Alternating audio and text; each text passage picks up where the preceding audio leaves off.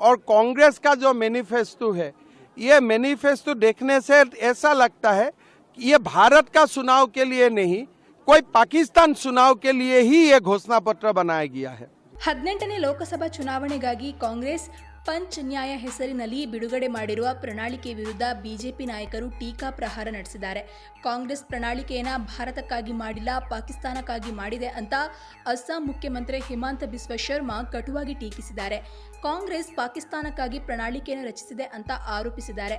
ಪಾಕಿಸ್ತಾನದ ಚುನಾವಣೆಗಳಿಗೆ ಕಾಂಗ್ರೆಸ್ ಪ್ರಣಾಳಿಕೆ ಸೂಕ್ತ. ಜೋಹತ್ ಕ್ಷೇತ್ರದಲ್ಲಿ ಚುನಾವಣಾ ರ್ಯಾಲಿಯನ್ನು ಉದ್ದೇಶಿಸಿ ಮಾತನಾಡಿದ ಹಿಮಂತ ಬಿಸ್ವಾ ಶರ್ಮಾ, ಕಾಂಗ್ರೆಸ್ನ ಚುನಾವಣಾ ಪ್ರಣಾಳಿಕೆಯು ಭಾರತಕ್ಕಿಂತ ನೆರೆಯ ಪಾಕಿಸ್ತಾನದ ಚುನಾವಣೆಗಳಿಗೆ ಹೆಚ್ಚು ಸೂಕ್ತವಾಗಿದೆ. ಕಾಂಗ್ರೆಸ್ ಪ್ರಣಾಳಿಕೆಯು ಸಮುದಾಯಗಳ ಆಧಾರದ ಮೇಲೆ ಸಮಾಜವನ್ನು ವಿಭಜಿಸ್ತಾ ಇದೆ.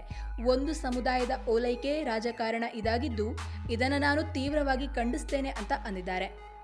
ಇನ್ನು ಸಮುದಾಯಗಳ ನಡುವೆ ಒಡಕು ಮೂಡಿಸುವ ಕಾಂಗ್ರೆಸ್ ಪ್ರಯತ್ನಿಸ್ತಾ ಇದೆ. ಆದರೆ ತ್ರಿವಳಿ ತಲಾಕ್ ವಾಪಸ್ ಬರೋದನ್ನ ಹಿಂದೂ ಅಥವಾ ಮುಸ್ಲಿಂ ಯಾರೂ ಬಯಸೋದಿಲ್ಲ. ಬಾಲ್ಯ ವಿವಾಹ ಅಥವಾ ಬಹುಪತ್ನಿತ್ವವನ್ನು ಬೆಂಬಲಿಸೋದಿಲ್ಲ ಅಂತ ಶರ್ಮಾ ತ್ರಿವಳಿ ತಲಾಕ್ ನಿಷೇಧವನ್ನು ಸಮರ್ಥಿಸಿಕೊಂಡ್ರು. ಏನು ಸಮಾಜವನ್ನು ವಿಭಜಿಸಿ ಅಧಿಕಾರಕ್ಕೆ ಬರೋದು ಕಾಂಗ್ರೆಸ್ನ ಮನಸ್ಥಿತಿಯಾಗಿದೆ ಅಂತ ಬಿಜೆಪಿ ನಾಯಕ ಕಿಡಿಕಾರಿದ್ರು. ನಿನ್ನೆ ಪ್ರಧಾನಿ ನರೇಂದ್ರ ಮೋದಿ ಕೂಡ ಕಾಂಗ್ರೆಸ್ ಪ್ರಣಾಳಿಕೆಯನ್ನು ಟೀಕಿಸಿದ್ರು. ಕಾಂಗ್ರೆಸ್ ಬಿಡುಗಡೆ ಮಾಡಿರುವಂತಹ ಪ್ರಣಾಳಿಕೆ ಸ್ವಾತಂತ್ರ್ಯದ ಸಮಯದಲ್ಲಿ ಮುಸ್ಲಿಂ ಲೀಗ್ನಲ್ಲಿ ಪ್ರಚಲಿತದಲ್ಲಿದ್ದಂತಹ ಚಿಂತೆಯನ್ನು ಪ್ರತಿಬಿಂಬಿಸುತ್ತದೆ. ಪ್ರಣಾಳಿಕೆಯ ಉಳಿದ ಭಾಗವು ಎಡಪಂಥೀಯರ ಪ್ರಾಬಲ್ಯವನ್ನು ಹೊಂದಿದೆ ಅಂತ ಟೀಕಿಸಿದ್ರು. ಇನ್ನು ಸ್ನೇಹಿತರೆ, ಏಪ್ರಿಲ್ 19ರಂದು ಮೊದಲ ಹಂತದ ಚುನಾವಣೆ ಆರಂಭವಾಗಲಿದೆ.